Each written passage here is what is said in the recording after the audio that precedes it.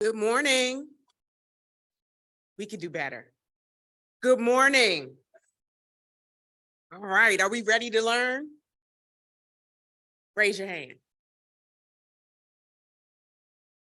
All right. So I have the honor and privilege of introducing our speaker for today, for this morning.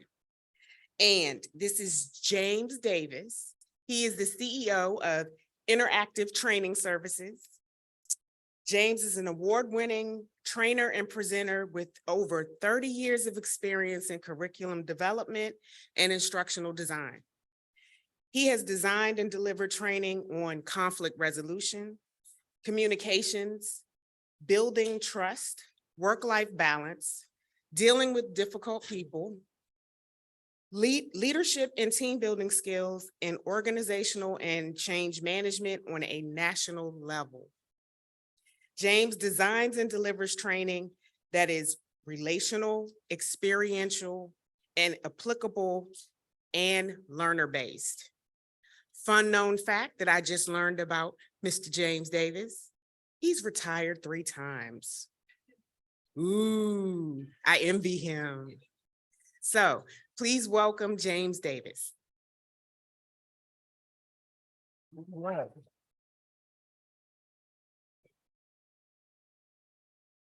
Okay, I think my mic is live. Well, good morning, everyone. I am excited to be here. I hope to get to talk to each and every one of you before I leave this place. And we're going to have some fun with diversity, equity, inclusion, and I'm going to add accessibility to it. And so I had to change the name of my presentation. Are we up yet? Okay, we'll give him a minute to get me up. Okay. My wife always proofreads everything for me. And she caught the fact that I had May 5th up here. And I'm like, I never even saw it. I don't even remember putting it on there. But I'm at that age where I can't remember much of nothing. Like if I weren't for my clicker, I wouldn't know where my car is. Okay. And your secrets are safe with me because I can't remember nothing anyway. Okay. So with that, we're going to dive in and let me talk about my session objectives. I'm going to move around. I don't like standing behind podiums. It's too formal and I like to mingle with the folks. So our session objectives is after you complete this training, you are going to be able to define diversity, equity, and inclusion. And I'm going to add accessibility because accessibility is important for people with disabilities of any kind, whether it's physical or mental. And it's important that they have access to government programs, employment opportunities, et cetera. So we're going to add them in, even though I focus more on DEI, but that's all right. We're still going to do it. And we're going to develop some recommendations that you can take back with you to talk about how we can do diversity, equity, and inclusion much better. And many of you that work for federal agencies, of course, you are familiar with that idea. And you're probably already doing some things, but we need to do them better. Okay, I don't want to be critical of any program that exists because it's a start. Okay. And then we're going to be able to list at least 3 reasons. I'm going to probably give you much more than that. How DEI can impact your organizational efficiency and effectiveness. Having retired 3 times, once from the Prudential Insurance Company, I'm a recovering lawyer, employment law. And then I retired from the Maryland Judiciary. And finally, I retired from FEMA. This time, I'm going to try to make it stick. Okay. So that's what we're going to be able to do, hopefully. So let's start off with definitions. It all begins with definitions. A police officer is at an intersection. And this guy, instead of coming to a complete stop, he slows down and proceeds through the stop sign. The police officer pulls him over and says, "Hey, why didn't you stop at that stop sign?" He said, "I slowed down. That's the same thing as stopping." The police officer said, no, I disagree, and gave him a ticket. The next day, same driver, same intersection, same police officer, and he slows down instead of coming to a complete stop, and then proceeds through the stop sign. The police officer pulls him over and says, why didn't you stop at that stop sign? He said, I slowed down. That's the same thing as stopping. And with that, the police officer comes over to the driver's side of his car, gets him in a headlock, takes out his nightstick, and begins to whack him over the head several times. He says, now, do you want me to slow down or you want me to stop? Okay, I'm glad some of y'all laughed. I appreciate the 17 people that did. And so we start with the definition: diversity, equity, and inclusion and accessibility. They're 4 separate concepts, but they're connected. And it has to do with creating an environment of respect and fairness. And that's what we want to do in order to improve retention, hiring, et cetera. And when you do this and it's ingrained in the agency culture or the corporate culture, it becomes more of, this isn't something we do, but this is how we do things around here. Okay. And in addition, the federal agencies, we were always focused on mission. Whatever the mission might be, and there may be several minor missions like hurricane season, tornadoes, I remember FEMA, right? And so we want to make sure that all programs and services are accessible, that they include people. That's about getting people to the table, the right people. And I learned at FEMA, instead of us inventing remedies for people, we need to ask the people with disabilities, get them to the table and get them involved in planning, exercises, drills, because FEMA's like paramilitary almost. And once you do that, you find that the people at the table are the best experts. They know what they need rather than me planning for them. It's don't plan for them, plan with me. And so that's what we're going to be looking at today. So now let's talk about diversity. Diversity, you can look around this room and you can see that we're all diverse. There's males, there's females, there's people of color, and there are people, how do you say that? Without color? Okay. And we're different ages, and some of us have disabilities because not all disabilities are visible. Not, when we see a wheelchair or someone with the service animal, yes, we get the fact that, oh, okay, that person's disabled. But guess what's more common? Mental disabilities. There's a lot of buzz and talk about mental health and taking care of yourself. And if you're on Facebook, there's people liking your post when you say, I'm involved in self-love. I love some me. Okay. And it also talks, it includes people that don't show up in normal demographics when you're doing statistical analysis, et cetera. These folks show up that we haven't thought of before. For example, I didn't know until I went to work for FEMA that people in rural counties don't have access to an internet. And so if we're broadcasting emergency management issues, they can't get them. And then we didn't think about people with low vision or no vision. Wait a minute, you can't leave those folks out. You've got to know what their needs are. So that's what I'm talking about, is underserved communities, perhaps we can call them. But you know what is out there at this point.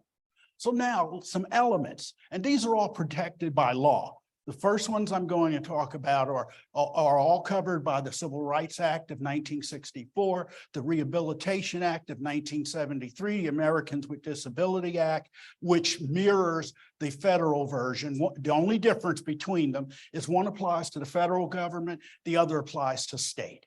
Okay, so the first element is race, ethnicity, sexual orientation, socioeconomic status. And how about this? Gender identity, religion, language, okay, age, okay, marital status.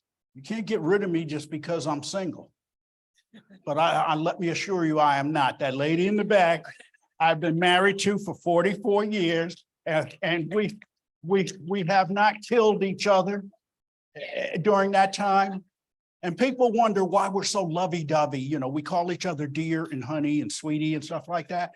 And I said, well, the reason we do that is because I forgot her name 15 years ago. Veteran status is new. And I know we have some people from VA here. Mental ability. And then finally, physical abilities and disabilities. That's where the accessibility piece comes in. And these are all protected by law. Okay, there's laws that support these, but laws only establish a floor. They don't establish a ceiling. And so we can do much better. We can establish ceilings instead of just doing the minimal requirements. Okay, I can check off this box, I can check off that. This way, we're able to make it part of how we do things around here. Okay, some of y'all from the South may know what I'm talking about. Okay. Diversity initiatives. We got to get buy-in from senior leadership. Without their support, diversity activities and initiatives are going nowhere.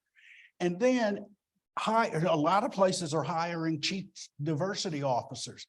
Now, I looked at the job descriptions and the amount of pay they get, and I'm like, I could do that. And then my wife says, no, you can't. You stay and retire. Okay. We want to develop goals that are measurable. In the federal government, if you can't show that the numbers support an activity, even being here, for example, you had to justify being here. Someone had to say, yeah, this is something we want to do. And we want to encourage you to tell others about the TOC. I'm not getting paid anything extra for that, by the way. Okay, we got to fund them.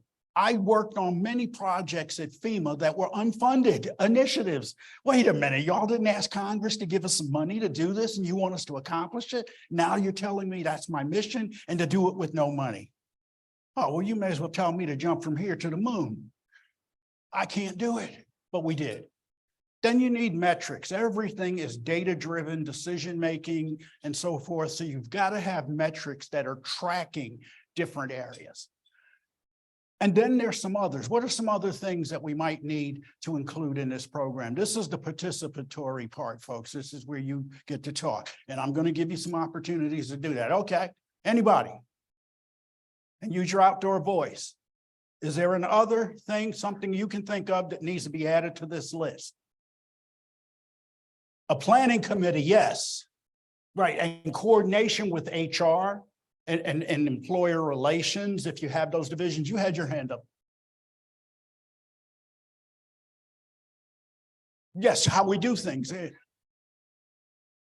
Exactly. We're going beyond the floor that the law establishes. And then now, what does success look like to you? What does success look like to you? If you do all of these things, you set up a great DEI program or DEIA now, what does success look like to you?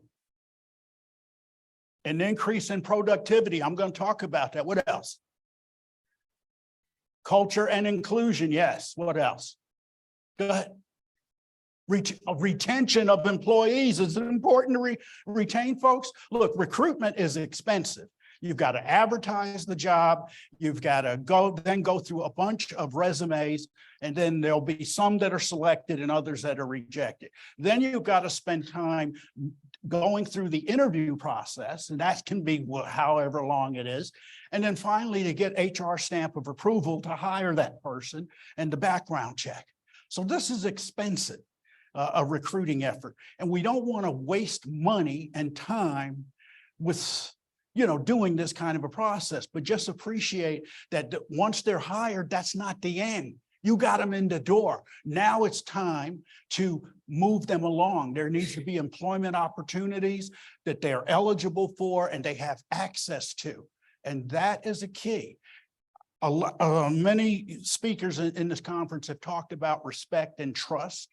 There is a high level of distrust sometimes in organizations between employees and management. And sometimes even middle management and senior management have clashes. Usually senior management wins, okay, because they're writing my check and I got to get paid.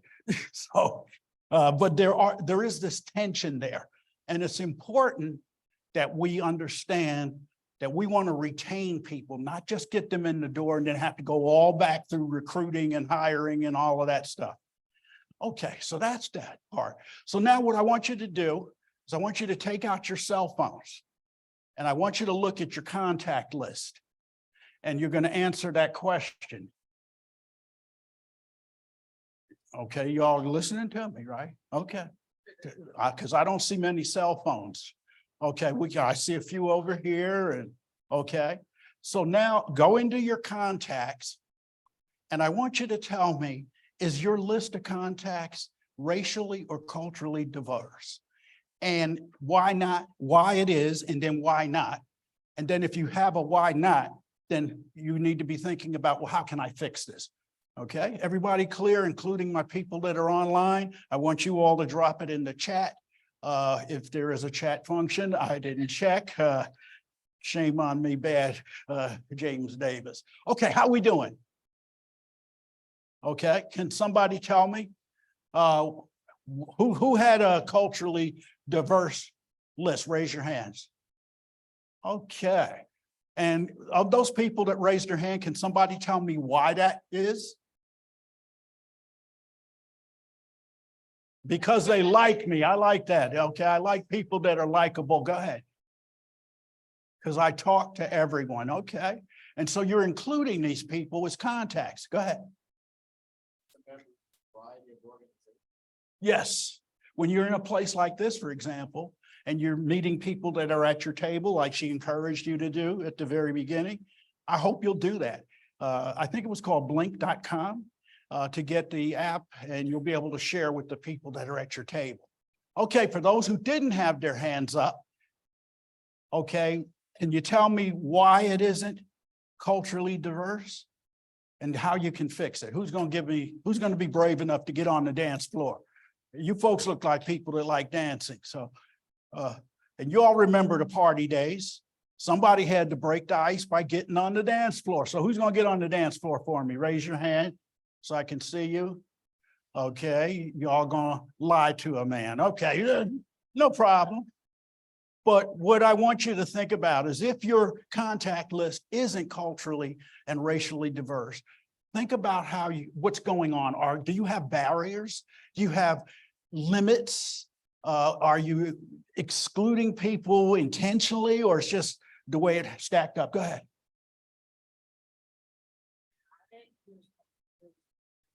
She said, even if you have it, there's always room for improvement. And you know what? I like that. That's a great segue into my next slide. And that's a great place to end that discussion. So now, what are we doing? I want you to make a short list of a couple of things you're already doing to develop DEI in your organization.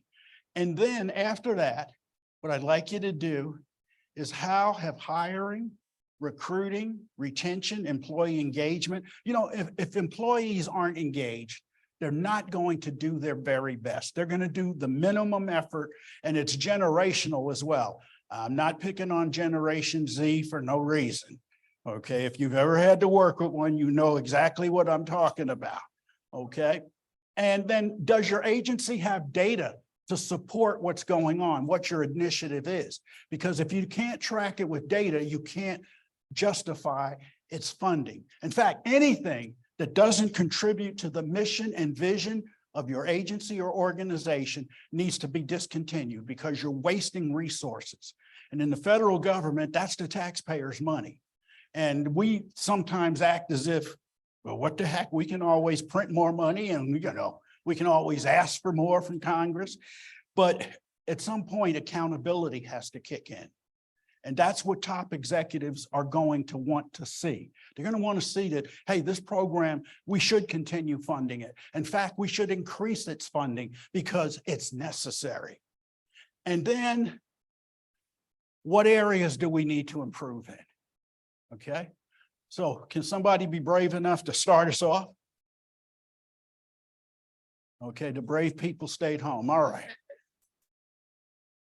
Yeah, basically, well, let's go through the top. What are some things your agency is currently doing? They have a diversity counselor. Excellent. And have what kind of results have you been getting as a result? uses the council as a resource for those career fairs and things like that. Okay, that's a good way of increasing diversity. If you're getting applications for jobs and that lack diversity, you need to do what we call barrier analysis and find out, are there any barriers in my organization that's preventing me from getting women, minorities, or people of color, et cetera, older people like me? I'm a little old, but I'm still useful. And whatever doesn't hurt doesn't work. Okay. So now what do we, so your agency has data that supports. Yeah, we have Don't- demographics. Okay, great. Because demographic data is important. And then what areas do you think they need to improve in or could improve in? Well, a lot of it's based on the type of positions that we have. Right. I'm in the field of economics, so Mhm. it's already kind of limited in diversity that you see Right. all the time, but just making improvements in the representation throughout the agency. Excellent. All of that.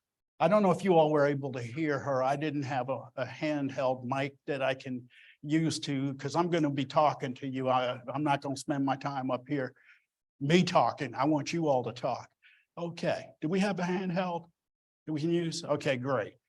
Because that'll make it easier for me when I'm asking you questions. Okay, who else wants to be brave? Somebody on this section. Y'all look like the sleepy section. You didn't get enough sleep last night, right? Okay, anybody want to tell me about what you're doing? You want to do it? Okay. Morning. Okay. So my organization, I work for a nonprofit, so it's a little different. Okay. And my organization has what we call an advocacy department. And within the advocacy department, we have 3 racial equity managers. Oh, okay. So they do all of Mhm. the DEI Right, racial justice work. exactly. So what areas can they improve in?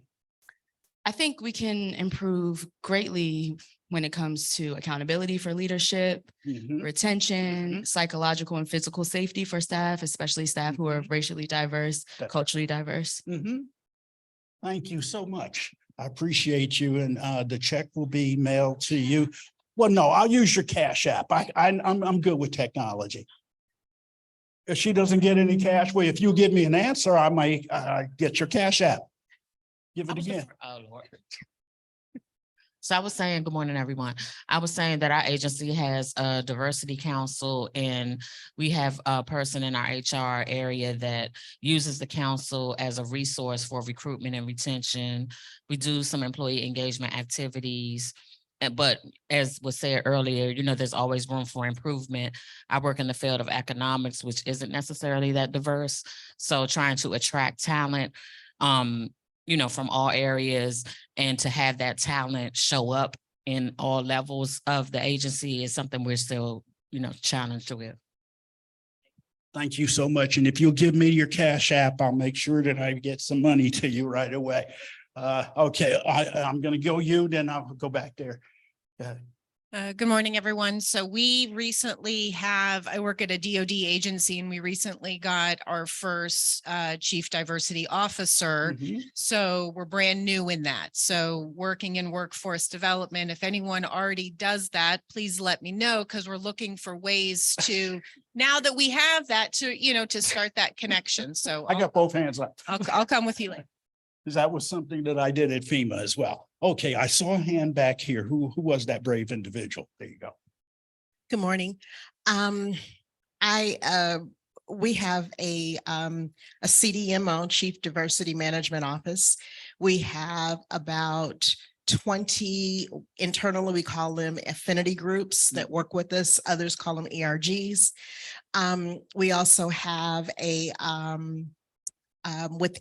specifically within the Learning Center, we have about 65 trained diversity, equity, and inclusion and accessibility facilitators that facilitate some of our courses. We've got about 23 courses that are specifically diversity related, some of which are mandatory, that are included as a part of the new hire orientation, and others we do within teams. So those are the things kind of more at the high level that we. Excellent. Thank you so much. And your Cash App is?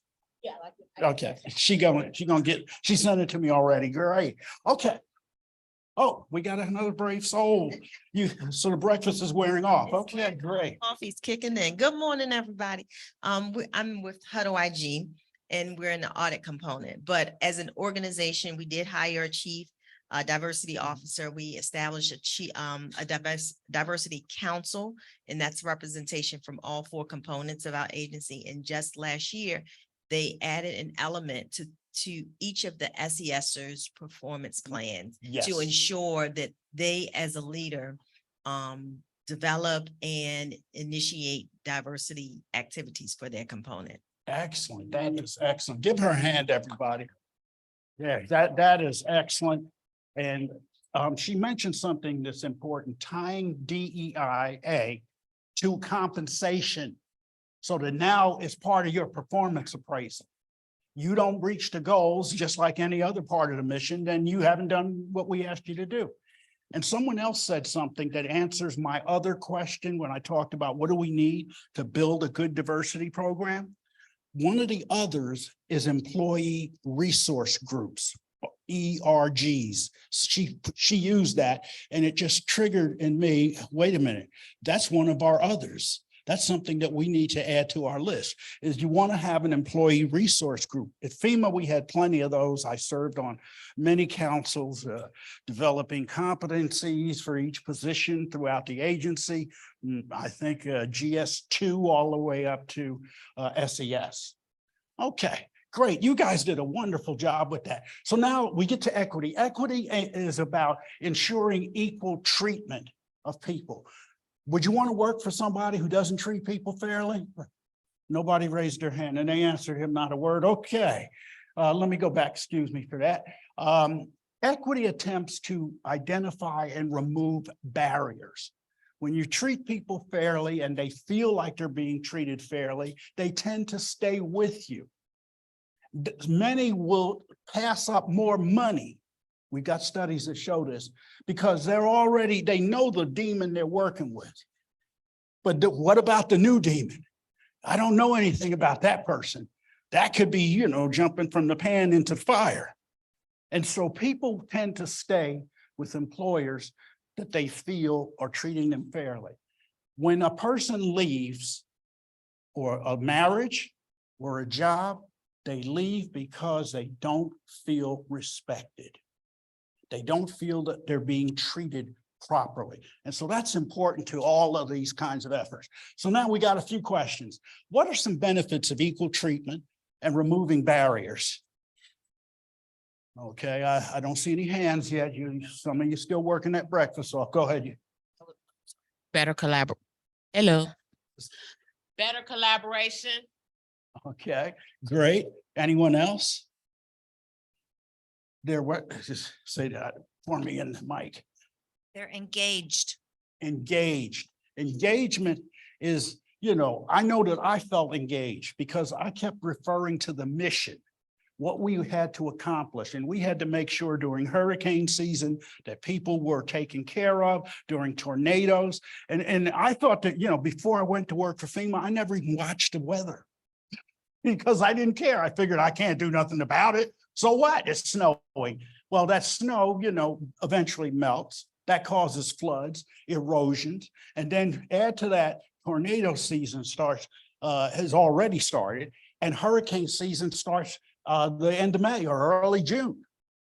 So we had to constantly reinforce the message. When I felt down and like quitting and all those kinds of things, and I'm sure everybody in here's had that kind of a feeling where I just don't feel like doing this no more. But when you go back to the mission, now that recharges your energy. I'm ready to go and do whatever is required to help people. Our tagline was helping people before, during, and after disasters. More on that later. Okay. What are some things your agency is currently doing to promote equity and fairness? We've heard a few examples, but how about you? Why don't you talk to me? Okay, we got the handheld on. My agency is currently, they do a annual a review of some CDI kind of topics. It is a mandatory requirement, and they are intentional about making it in person. Since we've been working our way back. And so Okay. that's, we have our facilitators travel around our offices to make sure that it happens. And then we follow up virtually. Excellent, excellent. Give her a hand, everybody. Okay, let me get over here. I'm getting my steps in today, by the way. Thank you. It's sort of tied to the top, but just making sure people's voices are valued. And so looking at our policies and our contract, we're a not-for-profit. So looking at our policies and our contracts to ensure that we're protecting individuals who are going into sites and just ensuring, like, we literally had an early morning meeting about that. Okay, that's one thing about working for the government I don't miss is those endless Zoom meetings. Someone wants to do a Zoom meeting at 4 o'clock or 5 o'clock. Wait a minute, I'm clocking off at 5. Okay, let me get over to here because I see another hand and I don't want to run out of time. Okay, go ahead.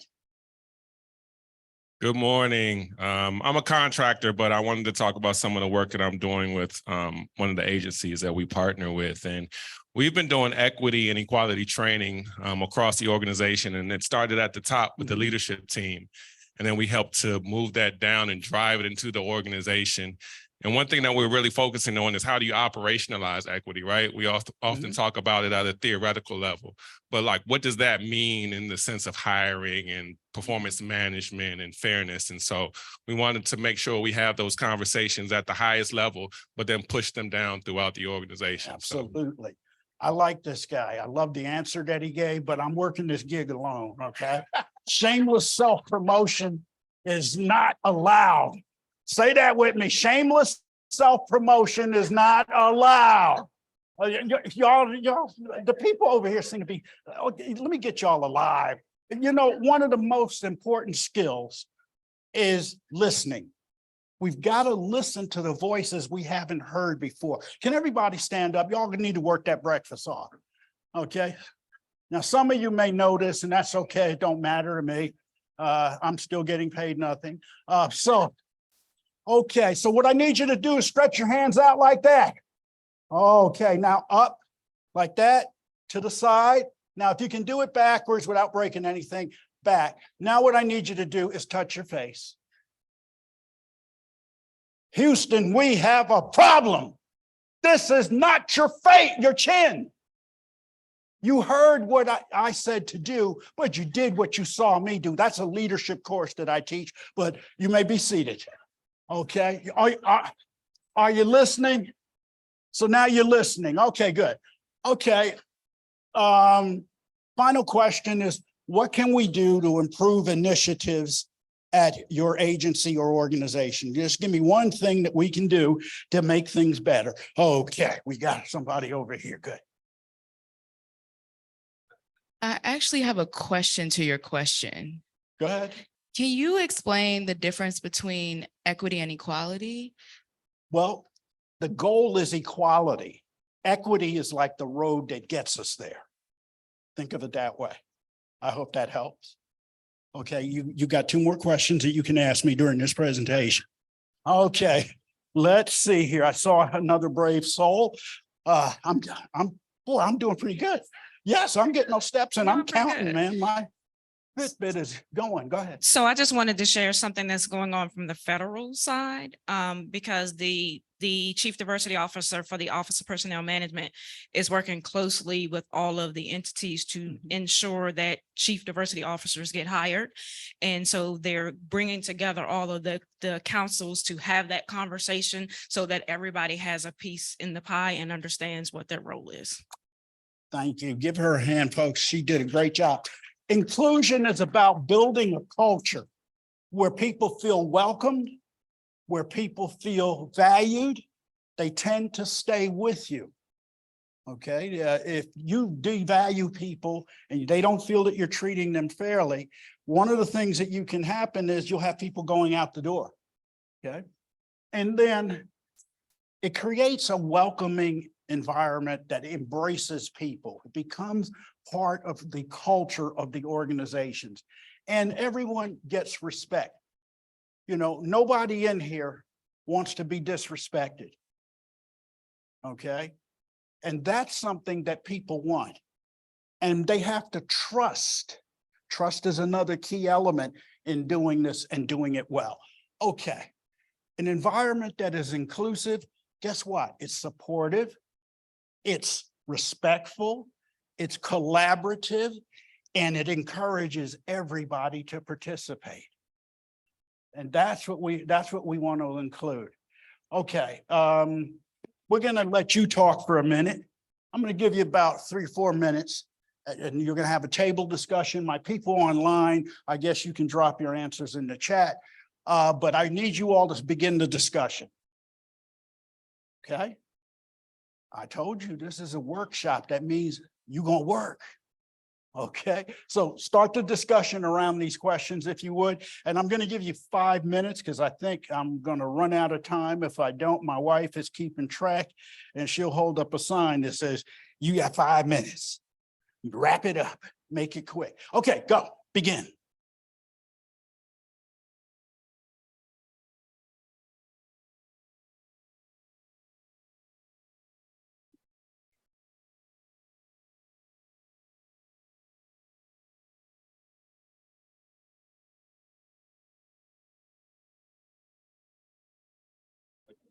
Live stuff. I just turned it down.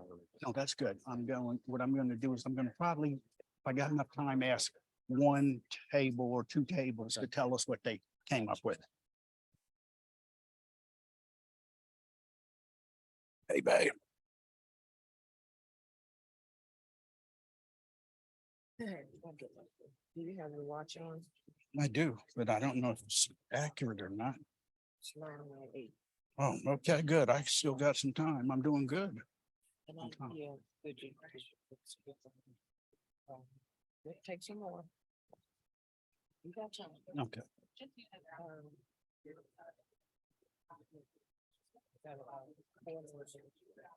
Of this activity? Right hand lower button. Take your time. Let me get the napkin.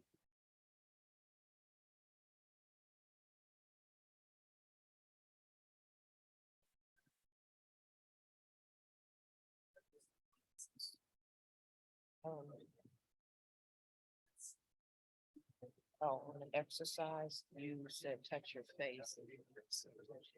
Yeah, well, yeah, it still worked. Yeah,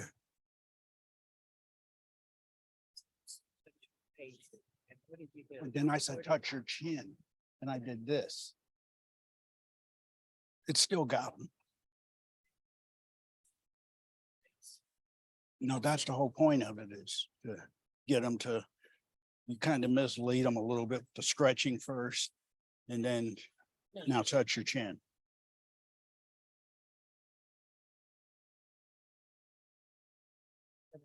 Get the, some of the PowerPoints. I'll have to get them from the slide. You have them already. Yeah, that's right. Yeah, you got them. Okay. All right. The time is what that, It's 9:09. so they've 1 more minute. 1 more minute. Yeah.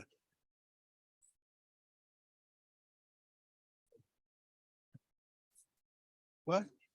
10 minutes, 10 minutes, but when you do, I'll put it to- All right. Okay. Okay.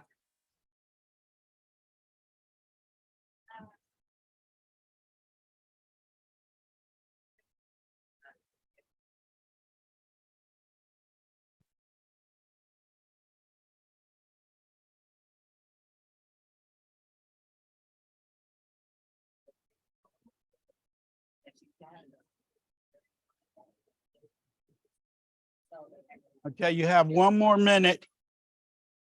1 more minute, folks.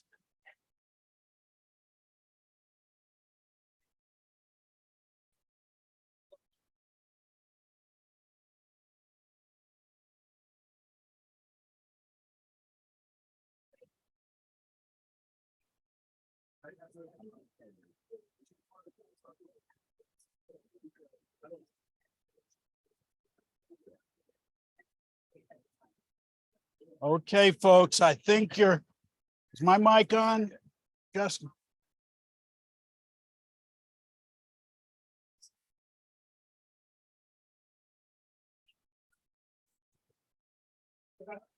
Okay, your time is up.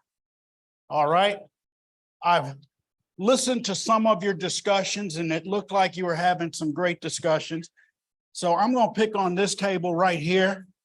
And I'm going to ask if you tell us a little bit about what y'all discussed. Right here. No. Wait. No, I'd like you to tell us. Go ahead. She's trying to pass the mic off to someone else. That's not a baton. Okay, go ahead, speak into the mic. Good morning, everyone. So most of us at this table work for the Department of Veterans Affairs. So we were Okay. talking about diversity there and a lot of us work for the Office of the Inspector General. So we were talking about the challenges they have, balancing productivity with some of these initiatives, and that can be challenging because if your mandate is you need to produce this, you need to do this, your bonuses or whatever are tied to this, how do you incorporate or do some of these other wonderful initiatives? Because people in, I guess, middle management are getting mixed messages. Right. Should they focus on productivity or should they focus on DEIA initiatives? So that's the challenge. Well, if your bonus and your performance evaluation is weighted higher on reports and things of that nature, it's human nature to kind of focus on that as your objectives. Well, that is true, but you have to have people at the higher senior levels to initiate that and start that culture. Okay, thank you. Give them a hand and give her a hand as well. You did a great job for someone who was reluctant to speak. Okay, but these are the areas we need to be thinking about in terms of DEI. Again, we don't want this to be something that you just simply check off the list. Integrating that into performance management, I think is a way to go. I do courses on performance management. And that's one of the things that we talk about in that it's heavily focused on how do we change organizational culture? And that can be challenging, but it can be done. Okay, so now we're going to talk about, I'm just about done. Good Lord. I didn't think an hour was going to be enough time, but maybe what I'll do is go back and ask you some more questions. So now, why does DEI, and we'll add an A to that, why does it matter? Okay, that's the question. And it's good for productivity, as my sister just said there, and achieving mission success. If you don't achieve the mission, you're not doing what you're paid to do. And it impacts your recruiting. Are you recruiting in the areas where you're not seeing, let's say, Asians showing up in the applications? Are there issues with young married women? So you want to do what we call barrier analysis, and then we want employees engaged. And that means giving them a voice and making it feel as if I still had a voice, even though the decision was made at a pay grade much higher than mine. I can still engage my people by saying, look, we've been charged with accomplishing X, Y, and Z. Let's brainstorm some ideas on how we can get there.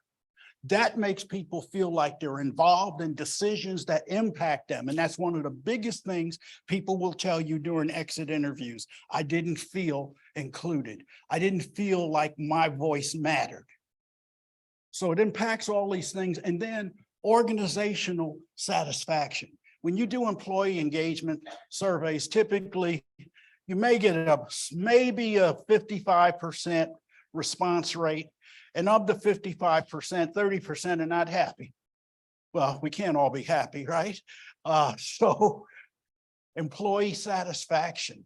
When people feel like they're valued and they're respected, they will walk through the fires of hell for you.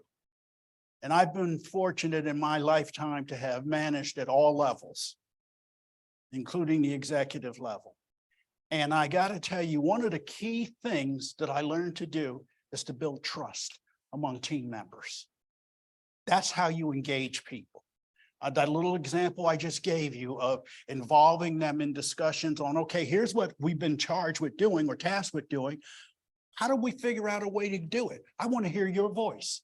And when I have diversity, I get many more opinions from different perspectives. That means my solutions to business problems are going to be much better because I've included as many voices as I can.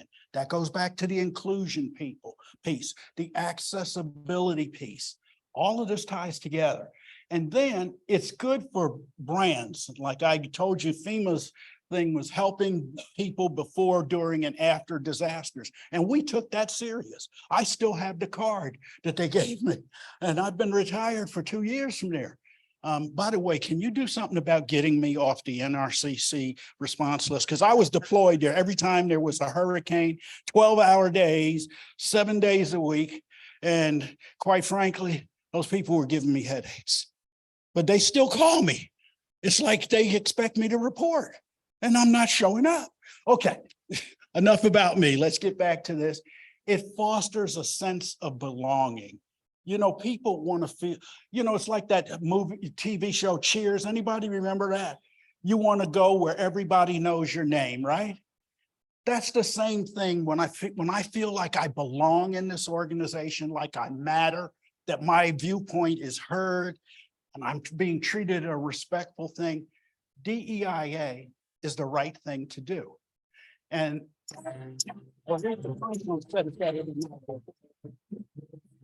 bust a move if you want to.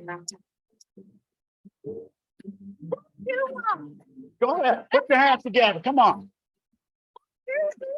Yes. We got somebody up on the dance floor, all right. Right.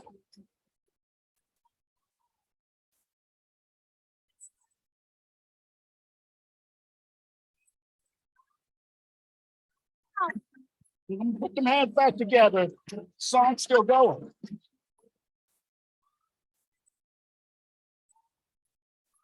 All right, we got us some dancers up on the floor.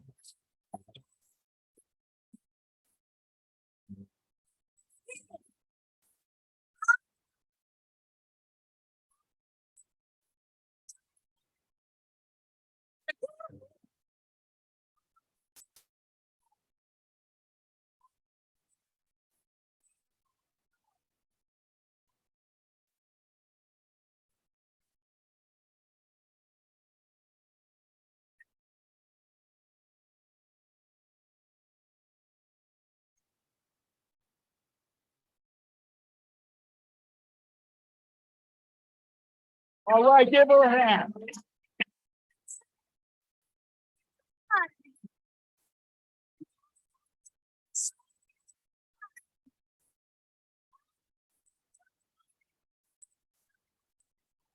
That's respect. All right. So folks, I think I'm still within my time, but I'm gonna move on. Let you folks get to your next thing. There is my contact information if you would like. I think I have a Cash App too, but you know, this crowd don't look like you too generous. I don't know, maybe you are. And there's my email address. It's james9864@gmail.com. And my grandson just redesigned my website. So I hope you'll check it out and give me some feedback. That would be great. And so all I can say is, all right, that's all, folks. You got.